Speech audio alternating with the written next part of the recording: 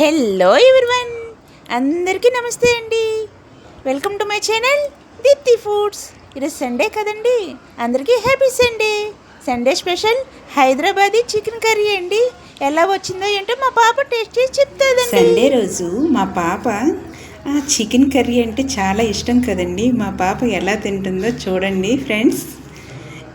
Chicken కర్రీతోని rice కాంబినేషన్లోన curry ఎలా ఉందో చెప్పమ్మా.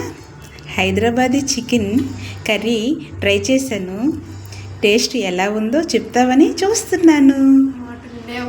మాటలు లేవు, వాటిని మాట్లాడుకోవడాలు ఉన్నాయా లేవా? ఏది చికెన్ పీస్ తిని చూస్తాను ఎలా తింటావు.